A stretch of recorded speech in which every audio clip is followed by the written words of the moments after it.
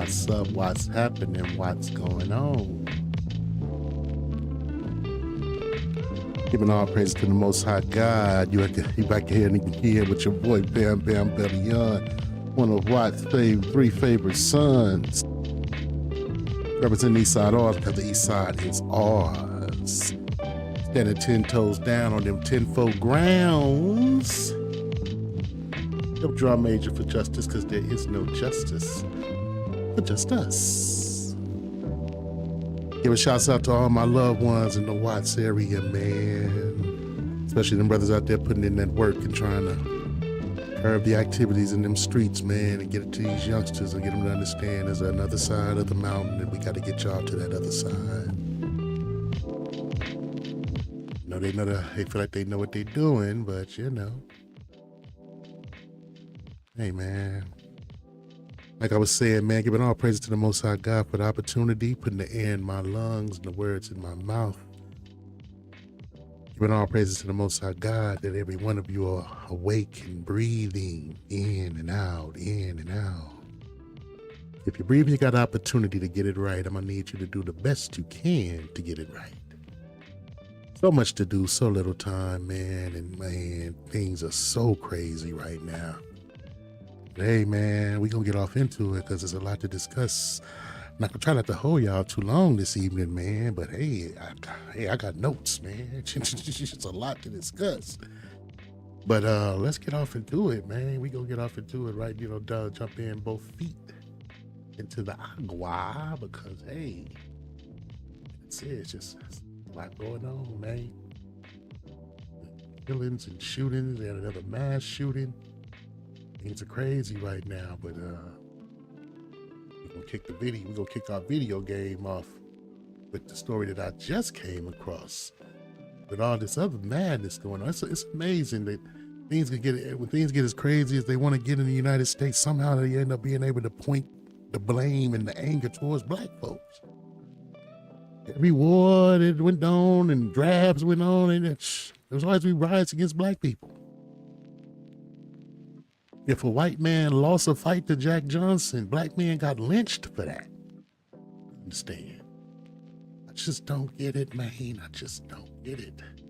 But let's get off into it, man. Let's get off into it because it's a lot to discuss, like I said. Well, right now, historically black colleges and universities across the country are currently under lockdown after a slew of threats that were called in today. Moments ago, Spelman College announcing a shelter in place over the threats, including at Clark Atlanta University, which is near their campus. Other HBCUs receiving threats today: Hampton University, Virginia State University, Alabama University, Bethune-Cookman University, and Southern University. The schools urging students to remain vigilant, saying these lockdowns will be in place until further notice. NBC News correspondent Stephen Romo is following the latest for us. It seems, Stephen, like we're getting even. Black HBCUs, historical black colleges, are on lockdown right now, and didn't even know nobody black had nothing to do with the death of Mr. Kirk. I know he did not like us, but we didn't do it. Amazing how people can always seem to find a reason to be angry at the Negroes, right? Even more campuses that are closing down just upon hearing what the other campuses are choosing to do. That's true. And to be honest, it's been hard to keep up because we just keep getting new information from new campuses that are shutting down because of concern or because they've received direct threats from this.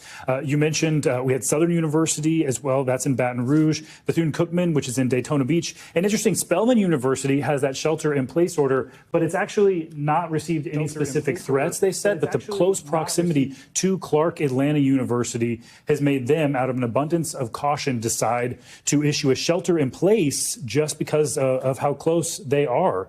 They have said that they are also increasing security just in case. We have statements from the other universities you mentioned as well. Virginia State University, Alabama University, Hampton University, and Hampton, Virginia. All of these statements so far seem pretty similar. They're saying they have received a threat directly to campus, and they are either asking people to stay off campus or issuing a lockdown order, a shelter-in-place order, so people stay where they are. There is a lot of concern here. Of course, the Charlie Kirk shooting happened on a college campus. We had the Colorado shooting at a high school yesterday as well. The heightened sense of tension is palpable in these students I've seen online replying to this. There's a very real fear. Having lockdowns on campus and these types of threats is not unheard of. It's pretty common. But all of these happening today, specifically at HBCUs, is causing a lot of concern. Yeah, on top of it being 9/11 as well. It's really a dark day today. Stephen Romo, we appreciate it. Thank you so much. We thank you. Yeah, man. Just like that. Our schools are under threat. I mean, I kind of get it, though, because, you know, let's look at the video. Watch this. I do want to share with our viewers here some video and some sound of now the late Charlie Kirk speaking to this crowd of students in Orem, Utah. And it wasn't just students, I should add. This event was open to anyone that wanted to come. And here's what he was saying just moments before that deadly shot rang out. Transgender Americans have been mass shooters over the last 10 years? Too many.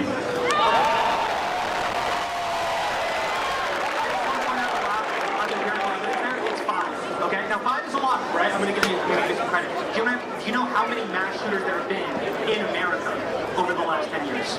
Counting or not counting gang violence? Counting or not counting gang violence? Counting or not counting gang violence? He loved to mock the black community because of the conditions we were under, even though he understood very well what produced the conditions that we were under. But yeah, looks like his last thought was on black people. Is that why everybody mad at us? Hey man, hey, we didn't want the dude to talk about us. And as many black folks as you ever seen challenge him in all the college campuses he done went to. You've never ever seen no black person try to get violent with him. You know what I mean? So why is everybody always mad at the Negroes? I just don't get it.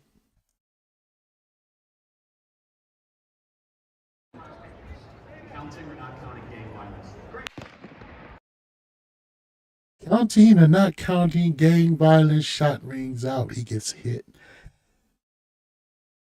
His final words were mocking words towards black people. Oh my God. Wait, Cody, go, run. Oh. Counting or not counting gang violence? We did not shoot him. Despite all that crap he talked about us. Everybody talks about us, man. Everybody hates us, man. But we don't go around America trying to take shots at the people that we know hate us. Why? Because man, ain't nobody been done like we've been done in the United States. Y'all need to do some research, some real research on the 1960s and realize what was done to us, man. What's been being done to us? They told us, go on, get away from us. We don't really want y'all blacks around. We go build Tulsa. We go build Rosewood. We go build Charlotte. They burned the towns to the ground, or they flooded them and made them into lakes. After telling us, go pick yourself up by your bootstrap. The hypocrisy, man, and the caucasity. Like I said, his final thoughts literally was on us.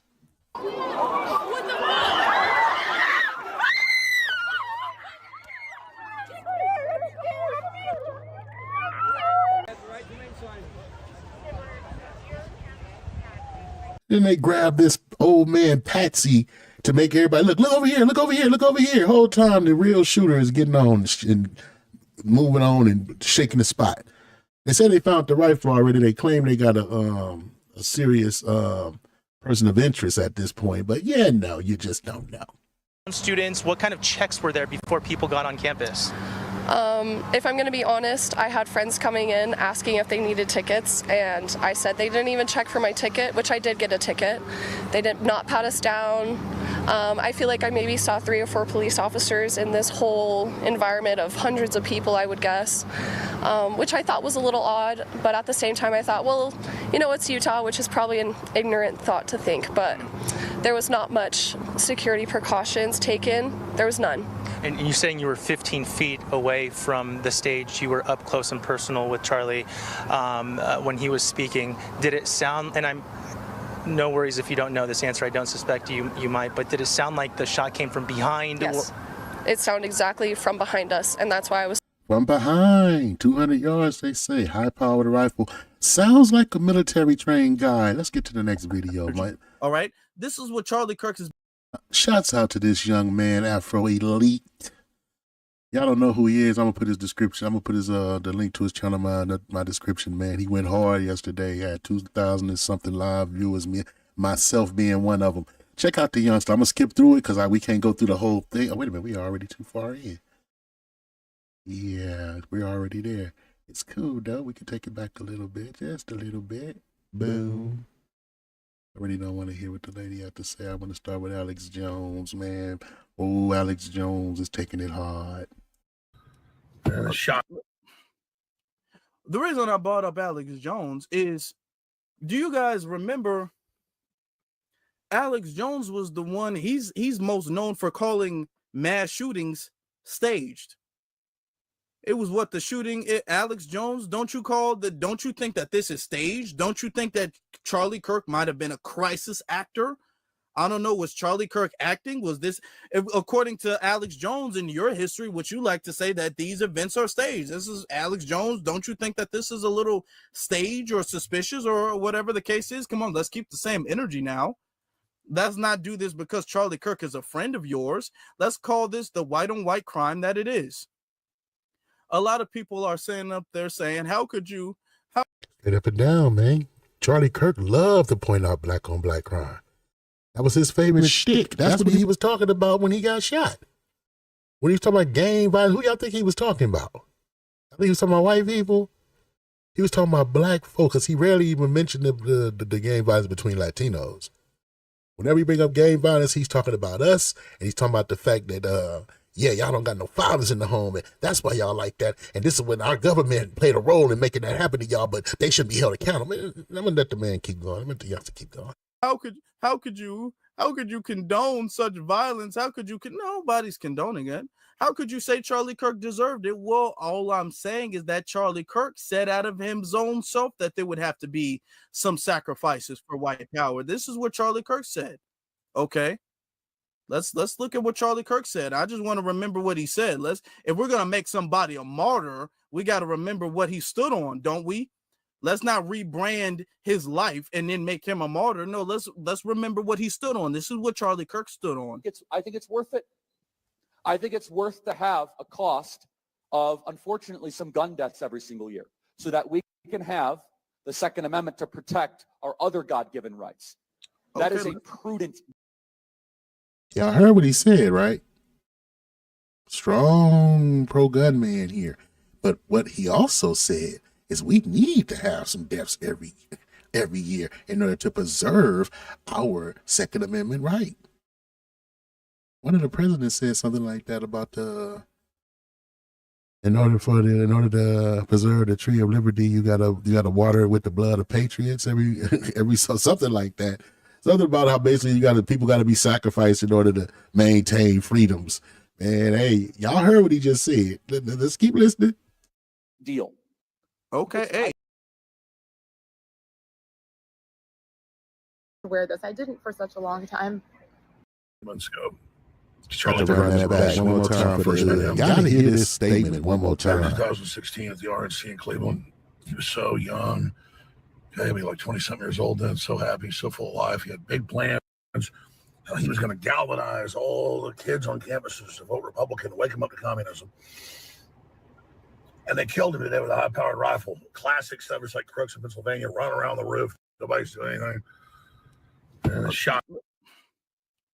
The reason I brought up Alex Jones is, do you guys remember Alex Jones was the one, he's most known for calling mass shootings staged. It was what the shooting, Alex Jones, don't you think that this is staged? Don't you think that Charlie Kirk might have been a crisis actor? I don't know. Was Charlie Kirk acting? Was this, according to Alex Jones in your history, would you like to say that these events are staged? This is Alex Jones. Don't you think that this is a little stage or suspicious or whatever the case is? Come on, let's keep the same energy now. Let's not do this because Charlie Kirk is a friend of yours. Let's call this the white on white crime that it is. a lot of people are saying up there saying, how could you condone such violence? How could you nobody's condoning it. How could you say Charlie Kirk deserved it? Well, all I'm saying is that Charlie Kirk said out of his own self that there would have to be some sacrifices for white power. This is what Charlie Kirk said. Okay. Let's look at what Charlie Kirk said. I just want to remember what he said. If we're gonna make somebody a martyr, we got to remember what he stood on, don't we? Let's not rebrand his life and then make him a martyr. No, let's remember what he stood on. This is what Charlie Kirk stood on. I think it's worth it. I think it's worth to have a cost of, unfortunately, some gun deaths every single year so that we can have the Second Amendment to protect our other God-given rights. That is a prudent. You dumb son of a bitch! You dumb son of a bitch! You dumb son of a bitch! Only Esau would say something like that. That deaths are necessary in order to maintain the right to bear arms. The right to bear arms is supposed to be about should your government become tyrannical or for self-defense. What are you talking about, bro? Prudent deal. Okay, I think it's worth it. I think it's worth to have a cost of, unfortunately, some gun deaths every single year so that we can have the Second Amendment to protect our other God-given rights. That is a prudent. You dumb son of a bitch! You dumb son of a bitch! Shut up, bitch! Deal. I think it's worth it. I think it's worth. He says he thinks it was worth it. Well, I'll say one thing. I'll say one thing. Way to die on your beliefs. Okay. I'm not sure if that was the hill he thought he was going to die on, but that's the hill he died on. That's the hill he died on. You know what I'm saying? He wanted to promote that. He wanted to create this environment and stuff like that. And let's be honest, Charlie Kirk is known for attacking and reprimanding and insulting Black people, talking about Black crime. If we're going to talk about crime in the community, I think that we should take this time to have a mature conversation and reflect on the crime in the community. You know, I didn't have too much time to prepare this, but we've been talking about Charlie Kirk for a very long time. Okay. Yeah, a lot of folks didn't know him in the Black community. I know him now, but us casters and us people that's politically active, we been knew about this youngster, man. Been knew about him. Yeah, he's a youngster to me. He's a little kid to me. We'll get more off into that later, but let's keep watching the video. We've been talking about this for a very long time. Charlie Kirk, we've been talking about that, okay? And Charlie Kirk on Black crime and stuff like that and culture. Is this a culture issue? Let's listen to Charlie. Now, Charlie's the expert on culture. Right. So when segregation ended, right, when slavery ended. Now listen to the devil. Pay close attention to the words of the devil. Because watch him trip over his own feet. Actually, Black people were just forced wherever, right? So they had nowhere to go. And then there was laws put in place to put them into prison, and after. It's okay. No. What's your name? Shut up, Meg. Oh, guys, what's your name? Jackson. It takes a lot of courage to come up here. Yeah. No. Yeah, shut up, Jackson, because you mumbling like a mother. You intimidated by this devil. You should take a deep breath. Okay, I'm not here to pick on you, and I appreciate it. No, it's okay. I know that this can be very intimidating getting into a crowd like this. So just take a deep breath. Let me make your argument. I'm going to make your argument for you, and I'm going to tell you why I think it's wrong. Okay? Okay. Yeah. Is that fair? Yeah. Sure. Okay. So the argument that. How the hell are you going to make the argument for him and you dumb son of a bitch and tell him why it's wrong? This dude said, "I'm gonna don't calm down. I'm gonna make your argument for you, and then I'm gonna tell you." That, my audience, is what we call caucasity. You go make his argument for him and then tell him why he's wrong. Look, the whole conversation, I'm going to just control it. So don't even worry about coming in. It's not a debate no more. He's debating himself technically right now. Tell you why it's wrong.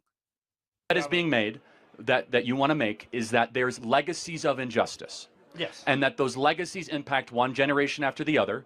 And when those things get handed down, you have what is a system or a systemic issue that isn't just isolated in 2024. So the argument that you're making is that what happened in 1954 does impact 2024 of decade after decade after decade. Let me tell you my response to that. Of course, there is some truth to that. However, Of course, there's some truth to that. Shut up, Meg. Of course, there's some truth to that. Shut up, bitch. Of course, there's some truth to it. Motherfucker, look, see, he's already trying to deflect and take the accountability off his wicked ass nation. That's what he's doing right now. Culture, every person in this audience can point to issues that families or generations prior had that were able to overcome. So the question: nobody in America has ever been through what black people have been through in America. In the history of this wicked ass United Snakes of amnesia. That's why I say amnesia. They try their best to forget. But the scriptures is clear. Shame shall cover thee. That's why they don't like you bringing up their crimes. Because they haven't paid for none of their crime. Y'all talking about what happened to him. Y'all don't know what's going down when the real Redeemer show up. This is just the beginning, man. The question is, why is it that Black America is one of the only populations, that and Native American populations, that have not been able to overcome such evil, horrors, and injustices? Here's my perspective. Because everything was ripped away from us. We do not have a cultural base to connect us and make us one nation as a people. We are people that have been shattered and scattered by your government, by your people, and y'all refuse to leave us alone. We should have transgenerational wealth. We should be sitting on top of transgenerational wealth right now. Y'all saw to it that we were not able to build that for our children. Y'all dumped dope in our community. Y'all dumped the guns in our community, then over-police us. Counterintelligence is used against us. Man, we're going to get all off into that. Let's let the devil keep talking. And I want to hear what you have to say.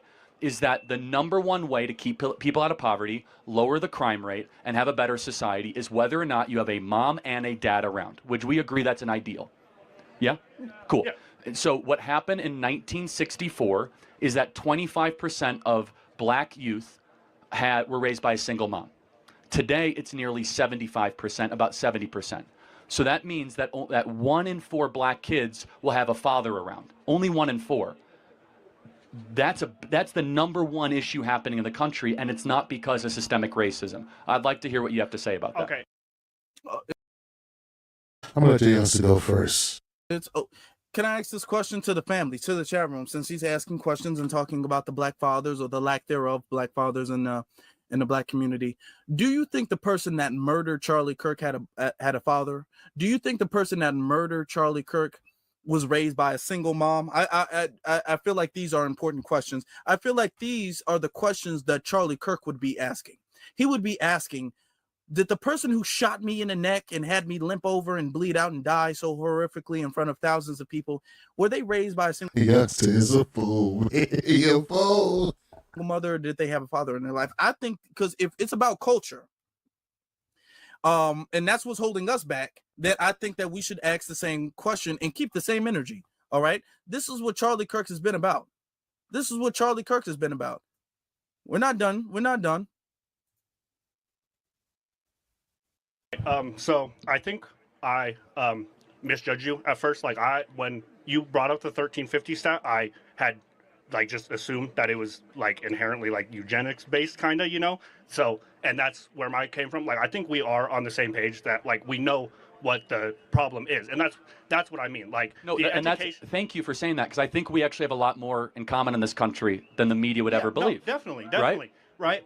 And what my point was, I was trying to say is, I don't think that we're doing enough to help these Black communities catch up. Whereas they're underfunded. Y'all sure did a hell of a lot to make sure that we was broken down, had no foundation to step up on and build ourselves upon. Continue right now to this very day. Right now today, we are victims of counterintelligence, man. That's why the blood. That's why you got all the gang beef going on in the street with the blood and cripping right now. Y'all systematically destroyed the peace movement, just like y'all systematically destroyed the Panthers. Let's keep going. And they're not, and they're over policed, and there's just these these factors that are contributing to, like you said, these single parent households. Yeah, like so we're not going to agree on this. This is where we'll disagree, and that's okay. I have more of a view of Thomas Sowell on this, where he believes it's far more about culture, values, and worldview than stuff. And who fucking destroyed our culture? Who obliterated our culture and tried to force us to assimilate to theirs? Gave us y'all names and shit. We gotta cut our hair. We can't have our afro can't be too big. We're revolutionary. We can't have cornrows or a ponytail. We're a gangbanger. We can't have dreads now because that makes you a gangster. Nobody else are forced to crush and break and snap their back in their bones and try to fit into a little fucking box in this country like they treat us, dude. Nobody. Because we're 3/5 of a human. We're not considered real citizens. We don't have an embassy. We don't have a seat on the UN. We are technically to this day property. That's what emancipation means. A transfer of ownership. Y'all better do some studying. Stuff and over policing. Let's culture, value, and world views. So now, listen, this is why we are saying what we have to say, because when things happen in the Black community, it's always about culture. It's about how we grew up. It's about, was the father in the home? It's about, was you raised by a single mom? It's about, were they married at the time? It's about all of these things. It's about everything. It's about the culture and how we grew up. Racism, I guess that exists, but that really we got a lot more to go. Let's skip through a subject. So in order for us not to over discuss a subject, and then of course that would mean etc., hospitals, but that is my point. I feel like in this country says we want to go beat up Whitey. Well, what about the white people who shoot Whitey? I don't know about that. What about that? Go beat up a white person. Was that a racist thing that they did? No. I would have to ask for further context, but yes. Based off of that, cool. Yes. So, but then let's go back to your definition, because your definition was that it had to be the exercise of power. I'm going to make your definition better for you. Because That's fair. You know what? I can't keep listening to this dude because he makes me angry the more I hear his voice. Let's get off into the next part, the next segment of this particular show. Young man, 31, radical leader, strong following. Thought he was doing his part to help out his people, his nation, his community. Whatever. Let's do some. Let's take out some other people that. Because you understand, there's been assassinations in the United States since this country was founded. It was founded on violence. So violence has always been a part of the fabric of this nation. So it's no big deal. If the people don't agree politically, they don't talk it out. They'll talk for a minute before somebody get killed. One congressman or representative beat another representative to nearly to death with a cane over slavery in the Congress in the United States. That happened. And the dude had Americans from all over the nation sending him more canes. It was like a big deal. Like they joked about it, but this actually happened in history, yo. This is the history of the United States, man. Let's keep it 400. JFK, 1963, boom, murdered. Martin Luther King, 1965. Malcolm X, 1965. Just 2 years later, boom, they killed Malcolm. All of us understand right now today these were federal conspiracies that the government was involved in these slayings. Okay, let's go forward another 3 years. Boom, they killed Martin Luther King. 3 months later, boom, they killed Robert Kennedy, 1968. Right? This is the 1960s, man. That was my parents' time. This was the time my big brother was being born. Look, this happened in the 60s. No, man, let's keep it 400 around here. This ain't new. Assassination in America ain't new. This is what they do in the United States. George Wallace, he survived, but they tried to kill him. Larry Flint, a guy tried to assassinate him too. You understand? That's what happens here. This is the United States of amnesia. This is the birthplace of the criminals that see to the interests of the United States. Or what they call the CIA. They go in other countries and kill other leaders all the time. It's like they're experts at it. Sometimes the chickens gotta come home to roost. Get mad if you want. I won't front. Hey, let's go to the next video since we were talking about this. Let's talk about it. We always say in the Black Panther Party that they can do anything they want to us. We might not be back. I might be in jail. I might be anywhere. But when I leave, you can remember I said with the last words on my lips that I am a revolutionary. And you're going to have to keep on saying that. You're going to have to say that I am a proletarian. I am the people. I'm not the pig. You got to make a distinction. And the people are going to have to attack the pigs. The people are going to have to stand up against the pigs. And we are going to have to fight. We're going to have to struggle. We're going to have to struggle relentlessly to bring about some peace. Because the people that we're asking for peace, they're a bunch of megalomaniac warmongers. And they don't even understand what peace means. So we've got to fight them. We've got to struggle with them to make them understand what peace means. 21 motherfucking years old. 21 years old, man. Peace be upon our beloved brother Fred Hampton. Let's get off into... Now, this was an assassination. December 4th, 1969. Akua Njeri was 19 years old and sleeping next to her fiancé, the Illinois Black Panther Party chairman, Fred Hampton. The next thing I remember was someone in our room shaking Chairman Fred. Chairman, wake up, wake up. Plaster was flying off the wall. You could smell the cordite from the gunshot. If you've ever been under gunfire, 5 minutes is 5 hours. To you, it seems like forever. The shooting started back again. Then another voice unfamiliar to me said, he's good and dead now. I knew they were talking about Chairman Fred. Fred murdered in his bed next to his pregnant fucking wife. This was an assassination set up by your government. This is what America do. Hampton was murdered by his government. But before that, he was a leader in a movement practicing a new kind of activism. A movement targeted because of its power to unite people.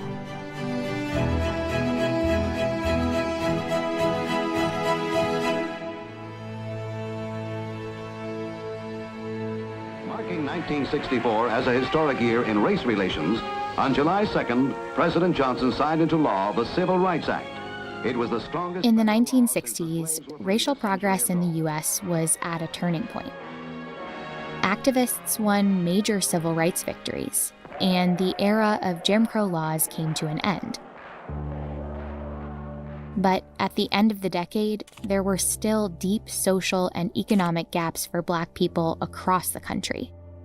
Black Americans continued to face high poverty, poor housing, and unemployment. And now, these is those 1960s that Devil was just talking about. Our families wasn't busted up. They were busting up our families at the time. This is when the incentives were being put in. This is when the Urban League and all these organizations started listening to our mothers and our sisters. You know, we can put you in a place, but your husband can't come. These women had husbands. You know what they was doing, man? And they still had little to no political representation.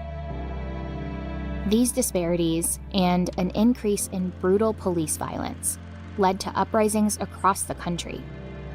Many young Black activists grew frustrated that the changes they'd hoped for hadn't come. It's just the opposite of being a white man. That's about the best I can abbreviate that for you.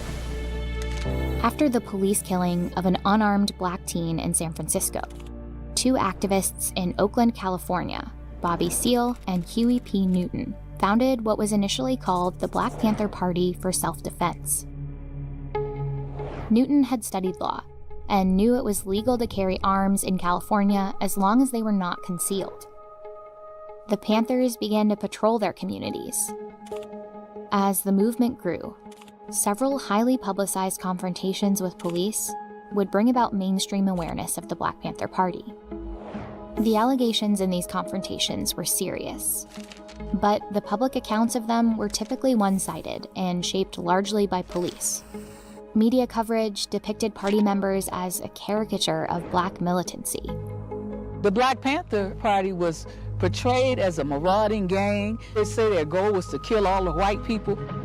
In reality, the Panthers did call for radical change. What they were hoping for was a revolution to overthrow the capitalist enterprise. But what they called revolution might not actually sound so radical today. Focused on socialism as a way of solving economic needs. They looked to places like... Socialism ain't nothing but a fancy word for collective living. It's what the fuck we come from, man. Your whole village to raise a child, quote, where do you think that come from? That's where we come from. The whole neighborhood was responsible for the kids. The whole neighborhood was responsible if your car busted down somewhere, man. We looked out, our neighborhoods was neighborly once upon a time. We just got hoods now, but that was done on purpose by counterintelligence, man. I don't want to let's keep watching the video. Canada, which always had a democratic political system, but the economic... Hey, yo, check out the words, though. Should we cry should we cry because Kirk died? My request. We should cry if they cried when we buried Malcolm X, Tupac, on reckon. Should we really cry? You think any of them cried for Malcolm? Economic system has always been socialism. So they want a democratic socialist country here in the United States, which they saw as a more equitable, more humane system. They released a 10-point plan for broad social reform that called for an end to police brutality and for Black employment, housing, education, and freedom from prison and jails. Chapters began forming across the country. They started to implement social programs, which they called survival programs. The Panthers would say, put that theory into practice. If you really want to change minds, if you really want to meet the people where they are, you have to give them the services which they need. The programs included food and clothing drives, free health clinics, and sickle cell disease testing, and were funded largely by volunteers and donations from businesses. How dare y'all get together and try to help solve y'all own problems? Neutralize them. Gay Edgar Hoover. One of their biggest programs was a free breakfast for children initiative. A socialist program. Schools did not have breakfast programs in the schools before this. Like most other things, when it comes to innovation in the United Snakes of Amnesia, was hijacked from Black people. On reckon. Here we are living in 1966, 67, is the most wealthy nation in the world.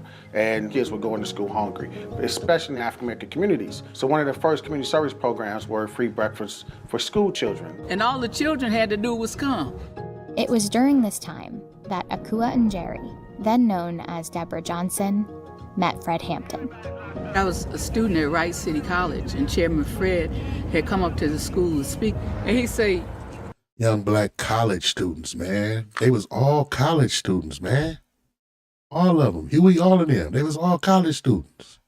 At the breakfast program, we feeding over 3,000 children a week. We're serious about making power to the people of reality. We're not just sitting up here jaw-jabbing and talking shit, you know.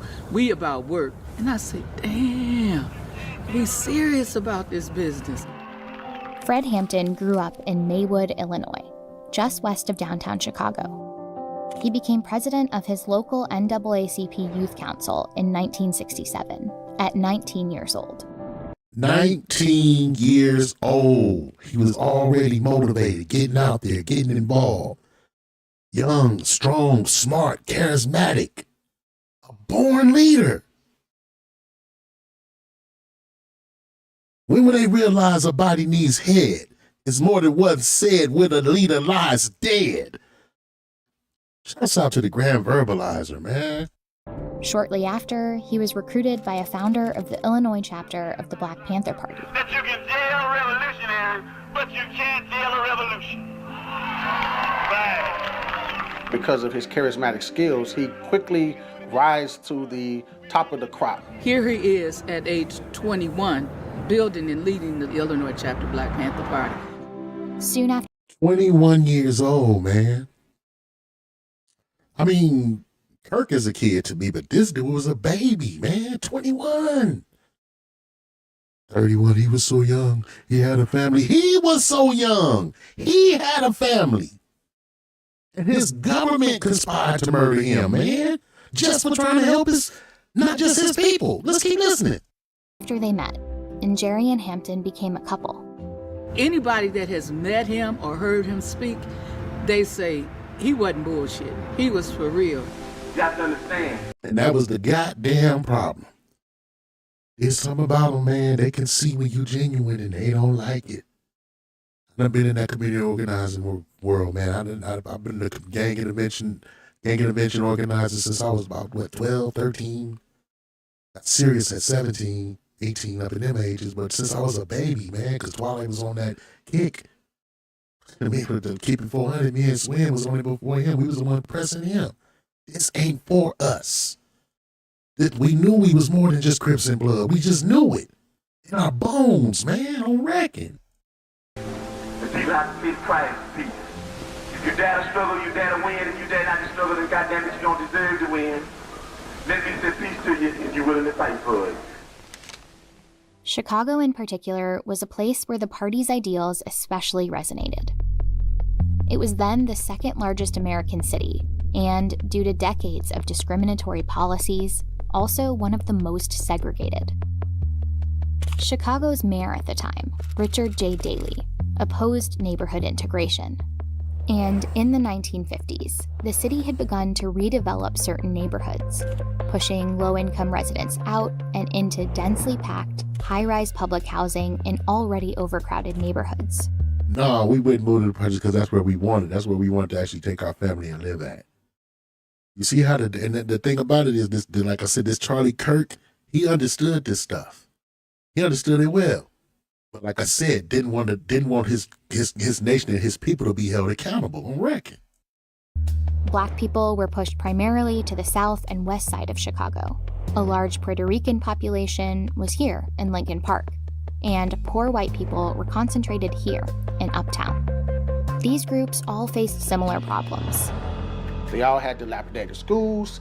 They all had dilapidated homes. They were all being drafted into Vietnam. Very few of those communities had health care.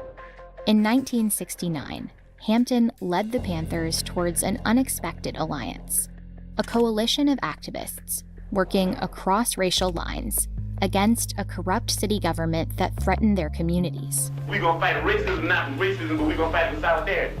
What they had in common was their poverty. So they was building a revolution based on class solidarity that transcends race, that they all had the same hell to pay.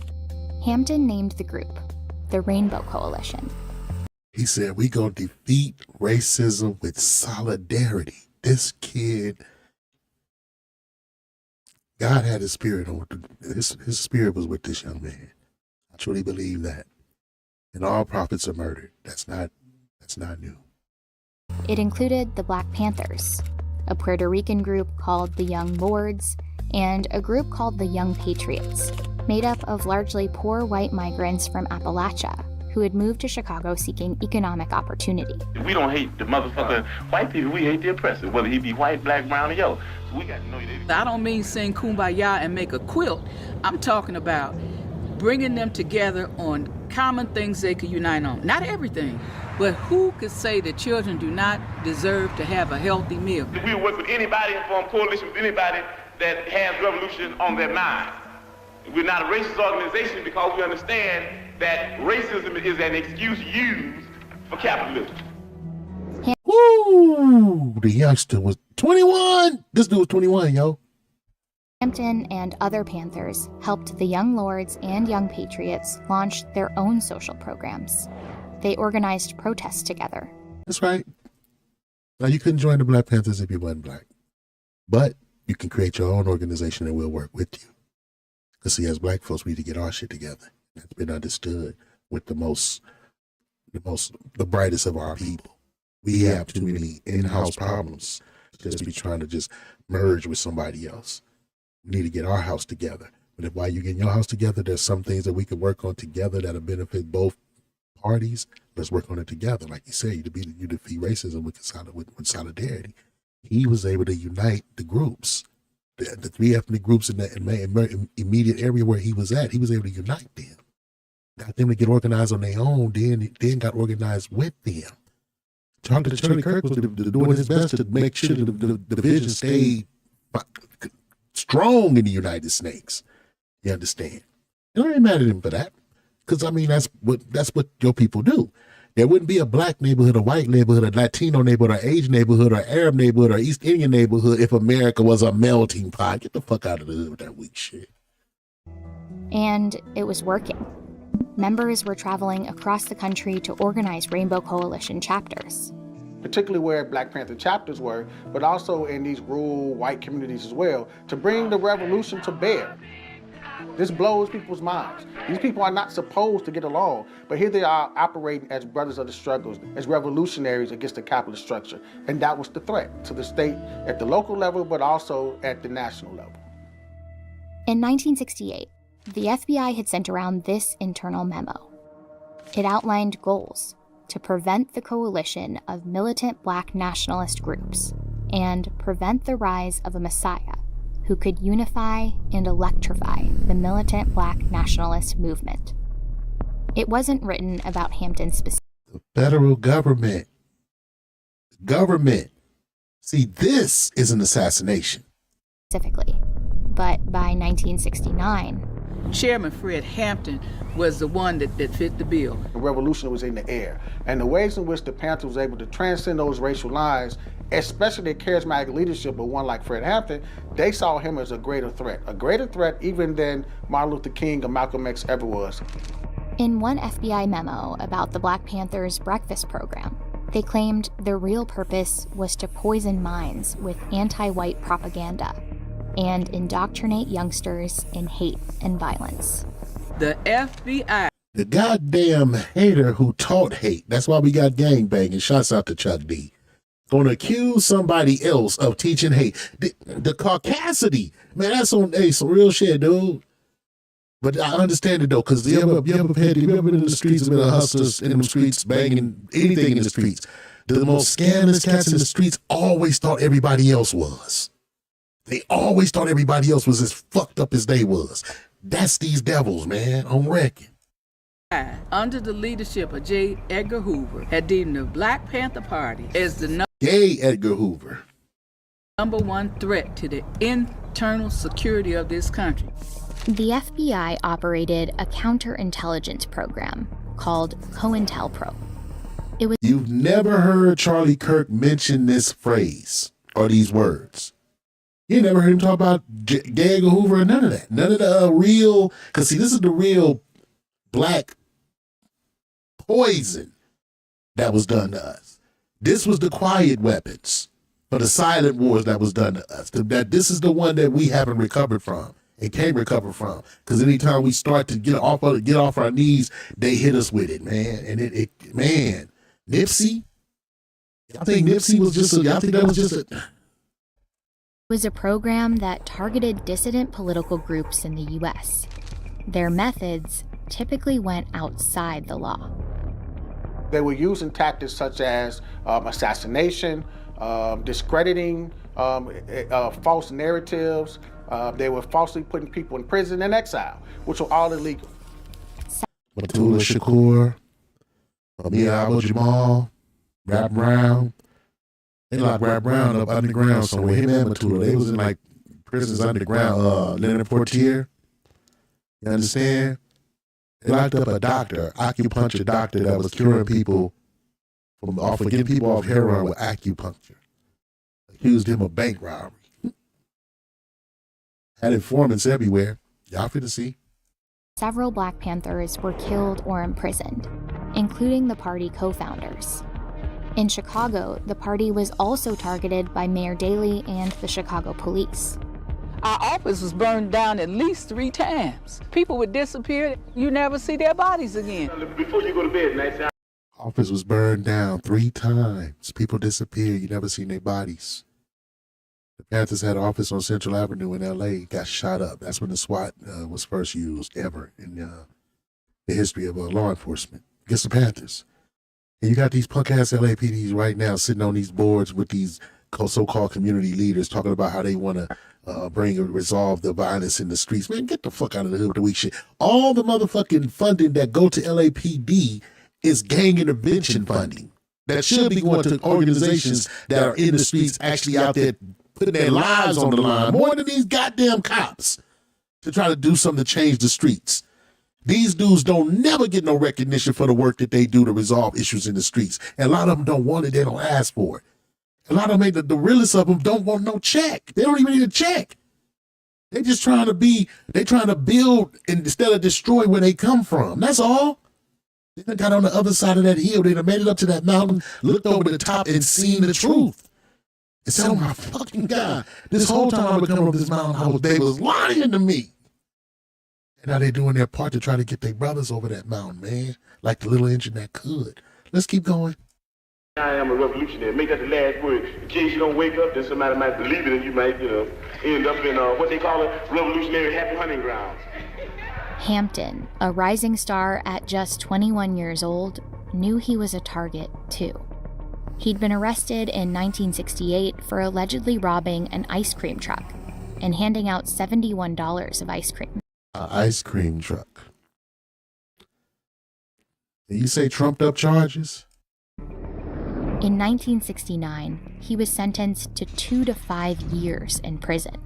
He appealed and was released on bond, but lost the appeal. He'd have to return to prison by December 6th.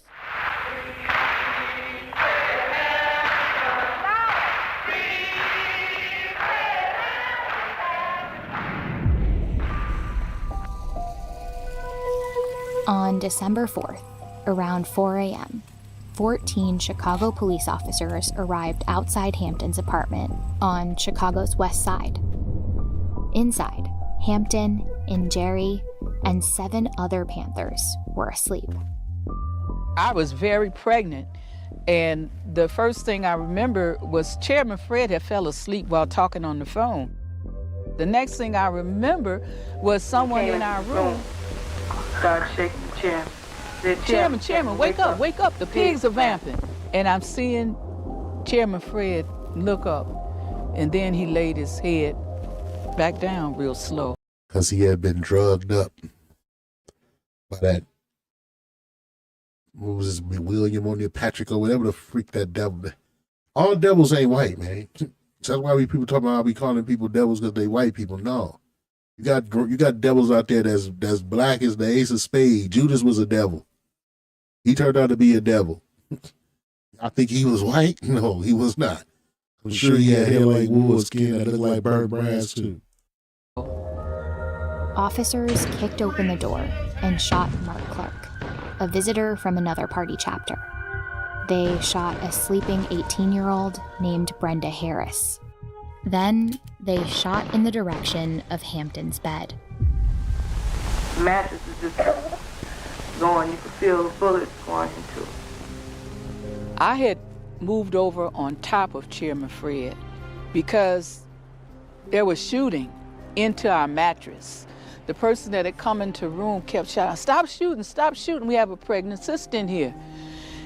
Pregnant woman in there, man. These dogs didn't give one good goddamn. It's a blessing from the Most High God. She survived, and that Fred Hampton Jr. survived. This is crazy, man. This is an assassination. Yeah, we do it. Let's just do it. We just talked about a bunch of assassination. Yada yada yada. This here, when your government conspired to kill you for doing your part to help your neighbor, this is an assassination, bro. He wasn't separating that. Nobody can say he was a divider on no kind of level. They can't call him out on none of that folly, man. The proof is in the pudding. The proof is in the work. He had united different ethnic groups and was sending them throughout the country to start new groups that was on that same philosophy and ideology. These motherfuckers is the devil the Bible speaks of, man, on record. Eventually, the shooting stopped. And Jerry was forced into the kitchen when she heard another voice. Someone said he's barely alive. He'll barely make it. I assume they were talking about Chairman Fred. Pig said he's good and dead now. As they took me out and jammed a revolver to my stomach as I was handcuffed behind my back, I didn't look towards side. She handcuffed already. She's completely in custody. They got a gun to her belly. Just like a knee on somebody's neck, right? Bedroom, because I didn't know what I would see or how I would respond. The police fired nearly 100 shots. Fred Hampton and Mark Clark were dead. the 7 surviving Panthers were arrested. And police What the smiled. fuck? What the fuck was the charge? Look at these. Look at their faces. This is why we say devil. Should we cry because Kirk died? My request. We should cry if they cried when we buried Malcolm X and Fred Hampton and Medgar Evers and Martin and Dr. King and all these other Come on, man. You think they cried for any of our leaders that they murdered? You build monuments and shit in Washington, man. I went out there, man. I went to the Martin Luther King monument. And all these fucking devil, all these white folks out there. You know what I'm saying? All these people out there, I have a video, I post a video, wait a minute, your government killed this man. How do you have the capacity to kill a man, then make a memorial for him? And always bringing him up to us like we should, yeah, but you know, I believe more in the philosophy of Dr. King. Y'all murdered Dr. King. Excuse me, unalive. Delete it. You know, Facebook be hating, man. I mean, YouTube be hating. You know, if they hate, I don't mind, I'll take it down. You know, I don't give a fuck. I'm on one right now, dog, because this shit is blowing my fucking mind. Look at the faces of those goddamn heathens, man. Those Idumean dogs. All of them smiling.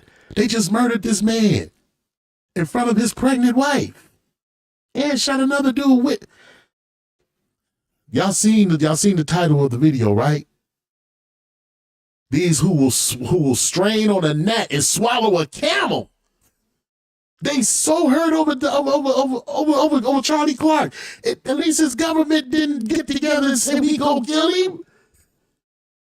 This our so-called government. This is not our government. I don't know why I say that, but I got to say, y'all understand what I'm saying. But this is not our government, dog. This country don't give a fuck about us, man. That's why everybody's allowed to come over here, move in our communities and shit on us, dog. You know what I'm saying? They don't give a fuck about us. They'll never convince me that. These motherfuckers gave us syphilis, bro. And that's just the one disease they admitted that they gave us. We are under no obligations to trust the United Snakes of amnesia as a people. The scriptures is clear. Never trust thy enemy. For like iron is sure to rust, so is his wickedness. Was he wicked to you before? Yeah, well, he gonna stay that way. And pass it down to his children. Let's go. As they removed Hampton's body from the scene. Look, every one of them got a smile on their face. They proud of themselves, dog. The Chicago police and the state's attorney's office quickly shaped the narrative to call it a gunfight, a battle, and a shootout. Officers involved in the raid testified that they were fired on from 4 different rooms in the apartment by shotgun. And before I could get past the threshold, there were 3 shots fired from the rear bed. You dumb son of a bitch! You lying son of a bitch. They played back a story that you could not even fathom. They gave a fictional account of what happened. Again, vilifying the Black Panther Party. I mean, they were firing at police. Yes, sir. We saw the shots coming out of the 2 bedrooms. This attack by the Black Panthers on... Was it before or after y'all put those 2 bullets in Fred Hampton's head while he laid on that mattress, drugged by y'all informant? The police clearly demonstrates the true character of the Black Panther Party. But experts and lawyers hired by the Panthers, along with other journalists, inspected the crime scene. The Panthers even opened the apartment so that anyone could examine it. Now keep in mind, Charlie Kirk was just talking about this particular decade and saying that our family started breaking up after this. You think? Goddamn. And a drastically different picture emerged. It was clear that the police had fired unprovoked. Of the nearly 100 shots fired, only one possible shot could have come from a Panther's gun, likely from Mark Clark at the front door. The bullet holes that the police said came from Black Panthers were nail heads. Nails! So he shot a nail gun at you, right? The kid never got his shot off, according to all the brothers and sisters that was inside of the dwelling unit. They shot him as soon as they came through the door. He went for the shotgun. He had a shotgun. But you can have a weapon inside of your private domicile or private home. He went for the shotgun, but it was shot immediately. And y'all go find out why in a minute. Later, it also emerged that the FBI had assisted Chicago police with the raid. Who? The FBI had an informant within the Black Panther Party named William O'Neill. You dumb son of a bitch! You dumb son of a bitch! You dumb son of a bitch! Can you say Nyoka? Nyoka. Yeah, it's a Hamitic word, man. It means fucking snake. That's what the fuck this dude was. Who had become chief of security and Hampton's bodyguard. O'Neill had... Fred Hampton trusted that motherfucker, dog, just like Gaddafi trusted Obama. Look what happened to Gaddafi. Look what happened to Fred. provided the FBI with a hand-drawn floor plan of the apartment, which the FBI... This is why they knew where the young man was going to be sitting. To focus their gunfire that way and him not get an opportunity to get shot off. They had a floor plan of the inside of the house provided to them by the FBI, drawn up by Mr. O'Neill, who also drugged Fred Hampton so he cannot respond. It was a complete... This is an assassination, man. This is an assassination. When people conspire, when the establishment, who's way more powerful than you, conspire to kill you, like Pac, had them feds following him everywhere, jumping out and stuff when he stopped in certain places, jumping out. Nobody jumped out when the car, when the Cadillac shot up in the Suge car. All of a sudden, they was, I guess they was on lunch or break or something at that time. But according to their files, they was doing surveillance on him and Biggie in both murder situations. These people are the devil the Bible speak of, yo. I then gave to Chicago police, and evidence strongly suggests that before the raid, O'Neill had drugged Hampton.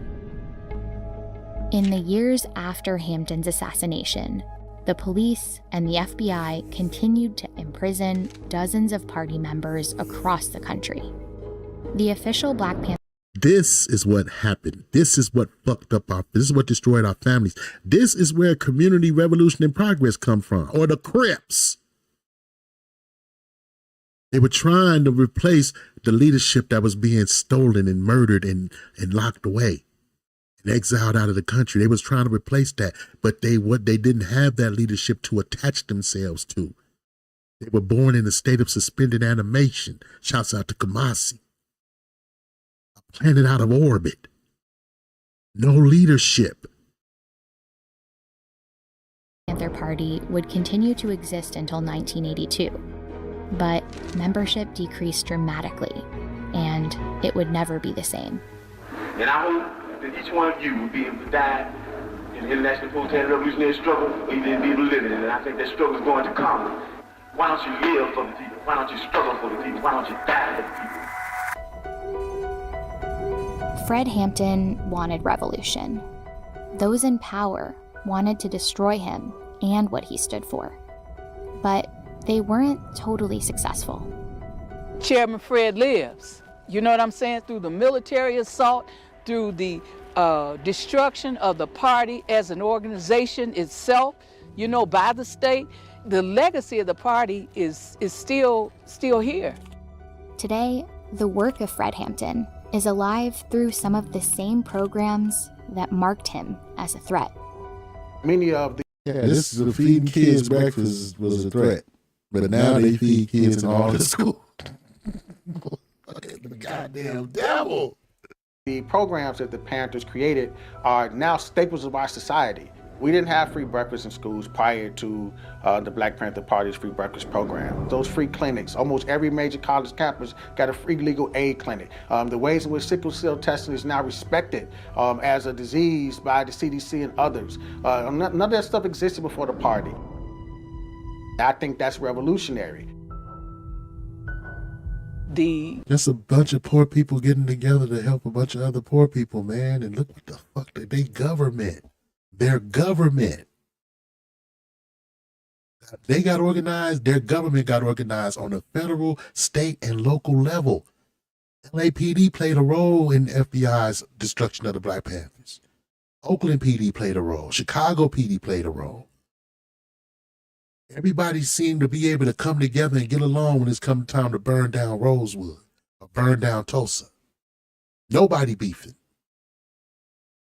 All the other nations somehow, no, hey, As long as y'all tripping on them, just like Esau 6, like the Edomite said, when the Babylonians sacked Israel, raise it to the foundation, you devils. History of the Black Panther Party is going toe-to-toe with this government will never die. Never die.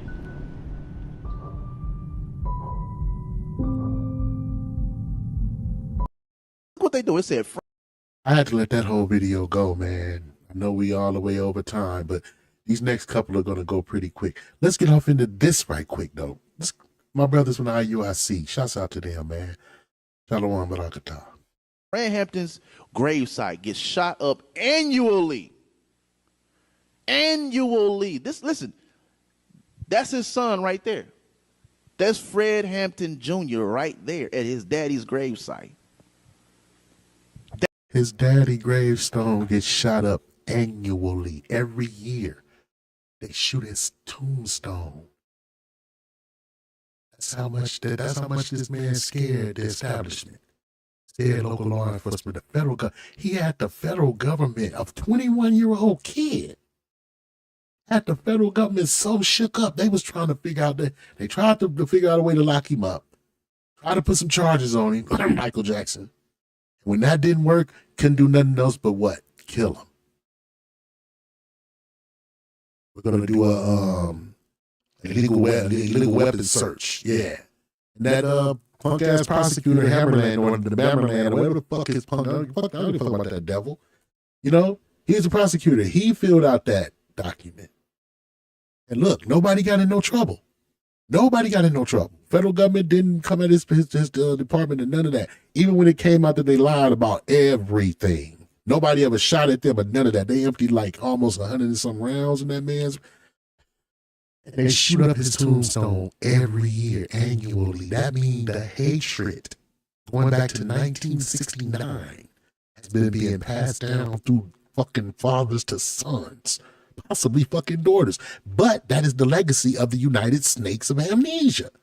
Come on now, y'all see them little girls and little people with their little white daughters out there at them lynches and black men hanging from them trees? You can Google that picture right now. They come to his, listen, just think about it. They come to his grave annually. He's a grown man. You know what I'm saying? This is an old man right here. They come, so that means generations have passed. And their sons got into the dang work in the police force and have the same hatred. Because they teaching. They let you know. That's crazy. They let you know that they're teaching their young this is a traditional thing. Yeah. You follow my steps. You go to this man that tried to change the community, change the world for his people, and you shoot the grave site. Shoot up the grave site, man. Crazy, right? No. We're not going to play this whole video. Let's get off into it. Good morning. Taking you live to. As the Commissioner of Public Safety, I don't care about what you want to say. I just want to hear the FBI guy. With our law field office. Following yesterday's tragic shooting of Charlie Kirk, FBI agents have been working around the clock in coordination with our law enforcement partners. We are and will continue to work nonstop until we find the person that has committed this heinous crime. And you motherfuckers were the people who committed the heinous crime against Fred Hampton, though. Malcolm, Martin, Medgar Evers. Y'all did. Y'all were the heinous crime committers. Fred Hampton family sued, got over 1.8 million or something like that. Martin Luther King family sued. That means the courts agreed that these federal agencies conspired to kill citizens, and nobody went to jail. And find out why they did it. This morning I can tell you that we have recovered what we believe is the weapon that was used in yesterday's shooting. It is a high-powered bolt-action rifle. That rifle was recovered in a wooded area where the You can tell that by the sound of the goddamn shot, bro. I don't know why they grabbed a little old white man. Like I said, I know. No, I take that back. I know why they grabbed him, because that was that. Look over here. Look over there. Just like when those motherfuckers on the balcony with Martin Luther King pointed the wrong direction. All the motherfuckers knew the shot didn't come from that way. My people are destroyed, man. But that's on some real shit, though. This is what I meant. This is what I meant in the title of the show. Can swallow a camel, but a gnat will choke the shit out of this. What they did to Fred was swallowing a camel.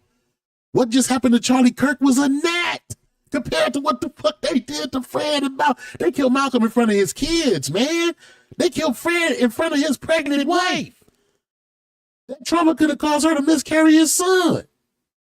These people, the devil, the Bible speak. We supposed to trust these motherfuckers. That's what killed me. What? And they be acting like they're offended when black people say we don't trust you, motherfuckers. Well, I can't understand. This country has done so much for black people. I be wanting to just boot them in the ass on record. Shooter had fled.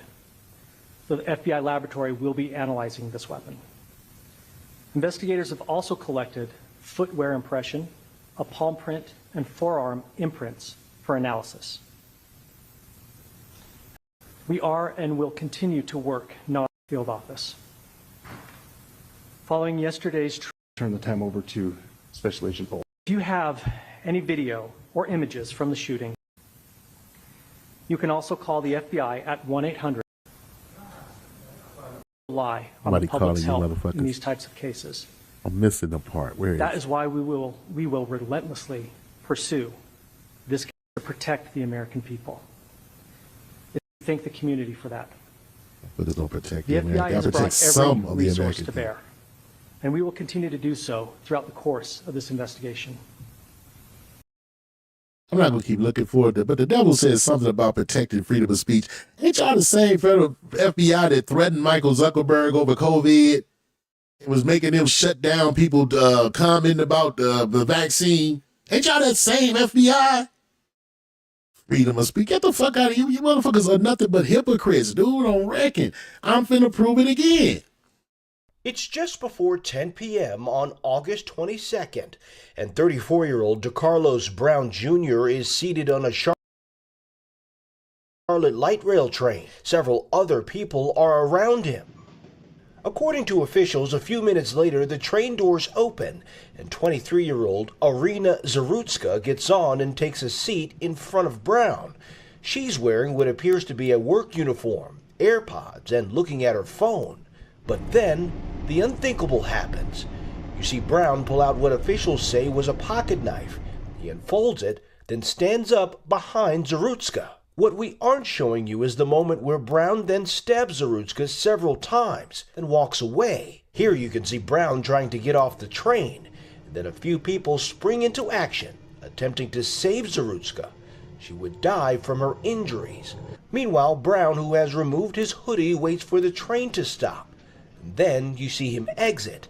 Officials say it appears that Brown and Zarutska did not know each other, and a motive for the stabbing remains under investigation. According to court documents, Brown has a criminal history dating back to 2011, including robbery with a dangerous weapon and other offenses. Brown is... Now, this video and this happening reminded me of something very similar, almost identical happening. But when I tried to Google it and find the video, it kept giving me the Ukrainian young lady. You know, the refugee who probably came across the Mexican border because Ukrainians were not being stopped. They were not being interrogated in no kind of way when the war broke out. I think like 10 million of them came over or something. They not, if you notice, you didn't even hear no discussions about any of them being deported, even if they actually came over here illegally before the war. You don't hear that at all. Understand what I'm saying? But yeah, it reminded me of this situation.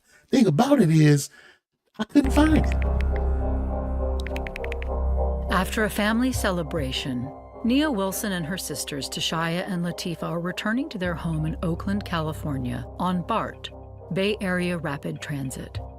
Transferring at MacArthur Station, Tashaya enters the car first, becoming horror-struck as Nia stumbles into the train car. It looked like she tripped. Yeah, it was blood coming down from her neck. Dumbfounded how a large wound has appeared on her sister's neck, Tashaya is terrified for Nia's life. I believe the doors had closed and then they had reopened, and then I started screaming, trying to go find help. Latifah grabs Nia's neck and is trying to hold Nia's neck, and as she turns, you can see the blood splash across the platform. Nia, as a result of being stabbed, suffered a tear to her carotid artery and a tear to her jugular vein. As a result of both of those injuries, she bled out in less than 2.5 minutes, and there was nothing anybody could have done short of her going on to a surgeon's table for emergency surgery. Immediately upon the murder happening, BART Police Department began collecting surveillance. Our BART system at the time had been upgraded as far as all of their surveillance footage. BART's surveillance footage captures the entirety of the attack. The suspect captured on the footage is a 20 to 30-year-old white male wearing a white t-shirt. It begins when the suspect first encounters Nia and her sisters as they arrive at BART.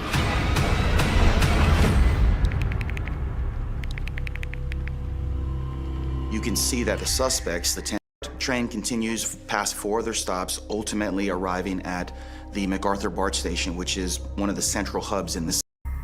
The 3 sisters immediately get off of the train. As they make their way towards the exit, the suspect stands up and begins to follow them. As the sisters are making their way across the platform, this Caucasian male is seen on surveillance footage essentially bending down and removing the knife and then secreting it under his shirt. You don't know them, they ain't did shit to him, right? The sisters are waiting now for the train doors to open.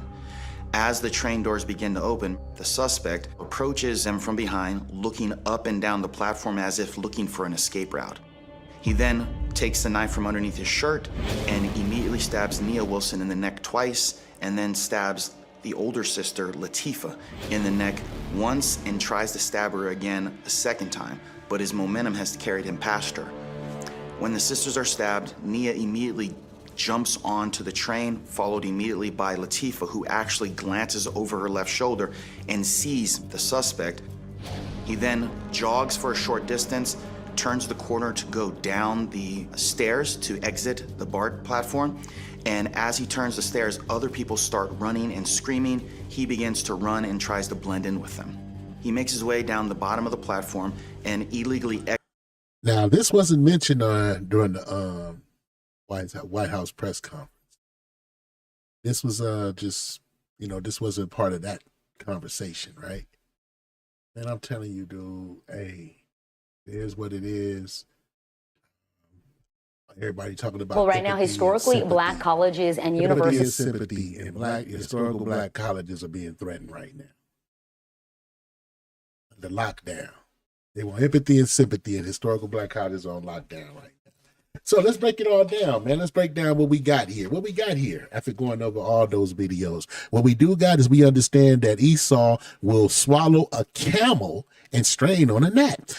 The same things can happen in similar ways, and way worse can happen to black people. And they'll just, she's old. I don't think she'll reoffend. She just shot the little girl in the back of the head. She can go to prison for that.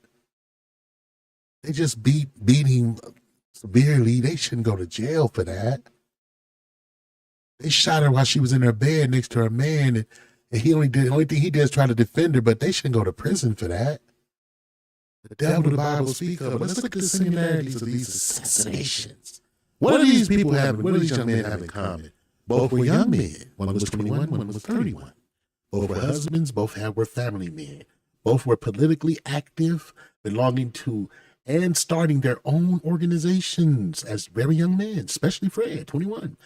Very articulate, charismatic speakers. Both were very charismatic speakers, very good at getting the crowd on their side. Strong supporters and following all over the country, both of them, believed in helping and uplifting their people and community. This is something that Mr. Kirk has in common with Brother Fred Hampton, who was actually assassinated. Charlie Kirk was just shot by quote unquote crazed gunmen, like they say about Huey Long and Bobby Kennedy and everybody else that when they decide to kill their own, man. That's what happened. Both can be considered to be peers. Both could be considered revolutionaries to their peers. Both were looked at as radical revolutionaries. Both men, right? This is what they had in common. Let's talk about the differences now. One was seen as a racist and divider. The other brought black, brown, and poor white together to change the condition for all parties involved. Understand? That would be Chairman Hampton, right? Let's go to the next page now. One was outspoken on his criticism of the victims of COINTELPRO or counterintelligence. He was outspoken on his criticism of the victims. I just showed y'all 1964. He said 1964, right? He's too young to even know anything about that decade. He's going off of whatever the devil. Hey, surely your father's inherited lies, and so did you. You don't even know what the fuck you talking about. He know, but he pretend to not know. Like most of these intellectual Caucasians, they all know, but they pretend to not know because they don't want to be held accountable. They feel like they should be held accountable, even though they walk around in a position of privilege. But yes, the other himself one was outspoken on his criticism of the victims of counterintelligence. The other himself was a victim of counterintelligence. Murdered at 21. One called out some of the roles the government played in the destruction of the black family, but made no call for them to be held, for the government to be held accountable. He called out some of the things they did. Well, I know that was stupid. We shouldn't have been paying and typing women to break up their families, break up their homes. Yeah, he claimed it was stupid. It didn't really mess y'all up like it messed us up. But boom, real talk. He understood that. You know what I'm saying? He understood that and still was like, yeah, but I'm good. I don't want to see us accountable for it. Let's keep going. The other was devoted to holding the government accountable for its corruption and exploitation of the black and other minorities. I hate using that word, man, because we should have never aligned ourselves with quote unquote other minorities. Anyway, one believes socialist programs like free breakfast for kids, access to proper health care is for Cubans, and their system doesn't work. Yeah, you can look up the videos. He had plenty to say. I'm speaking of Mr. Kirk about socialist countries. They don't work, and they collapsed, and they just don't work. They don't work because your government creates embargoes against them and sanctions against them and stuff like that to try to force them to submit to capitalism. Shouts out to Cuba, bold like Cuba. Shouts out to the tribe of Vanessa. Shouts out to the strong ox that told the whole government, go to drop dead. We'll put out the Cuban when we finish on record. Anyway, real talk. That's how Mr. Kirk felt about it. The other used socialist ideology and programs. Nothing wrong with using what works. Now, damn who showed it to you. It's nothing wrong with using what works. Use the socialist ideology and programs to feed thousands of hungry kids before any school system adopted a breakfast program. It's not to mention setting up free clinics, clothing giveaways, grocery giveaways, shoes giveaways, ambulance rides to the hospital, sickle cell anemia testing for black people, but all of that stuff, man. These were socialist programs, but it was helping people who needed the help. So much so, you have WIC because of the Black Panthers. You have breakfast in the schools because of the Black Panthers. You have sickle cell anemia understood as a medical threat to black people because of the Black Panthers. You understand? They don't get credit for it. You go to any of these facilities, you won't see as much as a photo of the Black Panther Party hanging up on the wall, letting you know these programs exist because of this organization, because they would also have to admit our government destroyed this organization that made this program possible for you. On record. Let's keep going. One was shot in front of thousands of onlookers live on TikTok just after mocking black people, just after mocking us. Are you talking about excluding mass gang shootings? He loved talking about black on black crime. That was one of his go-tos. This was white on white. You got killed by, you got shot by a white man. Unalive by a white man. Anyway, yeah. The other was deleted in his bed next to his pregnant wife after over 100 rounds were pumped into their residence. He had been drugged by an informant who also gave a hand-drawn map of the home to the FBI, who in partnership with the Chicago Police Department murdered the brother. This is real talk, man. December 4th, 1969. My brother Twilight was born 1 month before that. Hey, man. All I can say is when it's black on white, it's like, hey, you gotta do something. But when it's white on black, they could swallow a camel and spray on a gnat, dog. On record. And that's all I got for y'all, man, for today. This is all I had in my notes. But I do want to go on record to say Michael Knowles, Mike Walsh, Tucker Carlson, Andrew Wilson, and Ben Shapiro. You guys all see eye to eye with this cat, man. Hey, I'm in the security business, dog.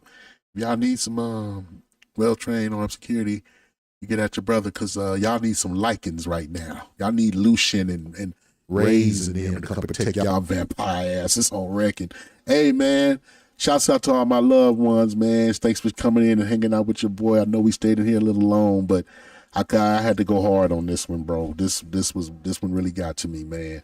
But hey, it is what it is. We're going to continue to give all praises to the Most High God for giving us the opportunity, put in the air in our lungs and the words in our mouth. We got to call it out, man. We got to call it out for what it is. And that's just keeping it 400. They swallow a camel and strain on a net.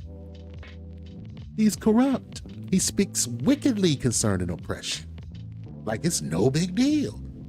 All the other people in the United States who also went through horrific situations like black people, they've seemed to be able to get together and shut the fuck up. We did too. And your people destroyed everything we built for ourselves. Wouldn't just let us go away and be off to ourselves and do our own thing, man.